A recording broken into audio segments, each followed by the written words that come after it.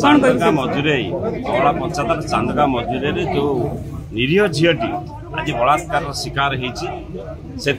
आम देखिलु झीटी गोटे चित्रग्रस्त अवस्था अच्छी परिवार भयभीत अवस्था अच्छा जातीय लज्जा ओडिशा जो ना जो कलंक बहन कर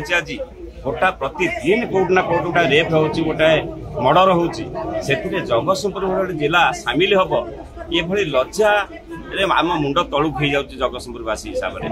जगतसिंहपुर थाना अफिसर मान राजनैतिक प्रेसर बदली कर दिया महिला अफिसर ना थाना मानक इन्वेस्टिगेशन कनेस्टेबल मैंने तेणु जनसाधारण कथा बुझापी ये सरकार पाखे समय ना एम केवल राजनैतिक तुष्टिकरण माति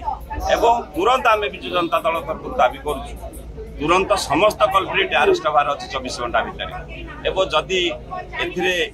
नहला ताहले विजु जनता दल राजरास्ता को ओह्लिया बाध्य हम ये सरकार को गादी न हटिया पर्यंत राज्यवासी शांति रही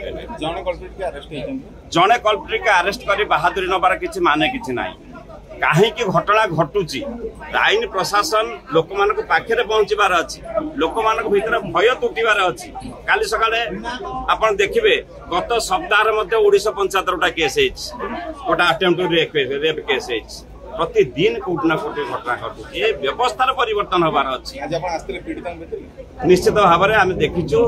पीड़िता भयभीत अवस्था अच्छा परिवार एवं एबे भी तार संकटापन्न अवस्था से उभरी ना आम आशा करूँ जगन्नाथ माँ शारदा आशीर्वाद करंतु से भलरे घरे पहुंचु आम एठी सांत्वना देवार परिस्थिति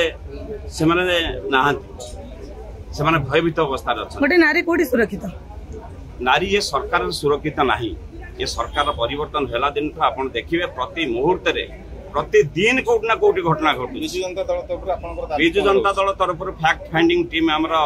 भुवनेश्वर मेयर नेतृत्व आज आसीला से इन्वेस्टिगेशन करके जाकि रिपोर्ट देवे एवं आम दल गोटे सचेतन विरोध दल हिसाब से आम ये घटना को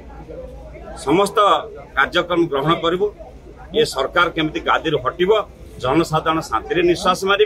ये व्यवस्थार परिवर्तन हम ना राजरास्ता विजु जनता दल ओह्लैब जेपर्यंत सरकार न ओह्लैछि से गादी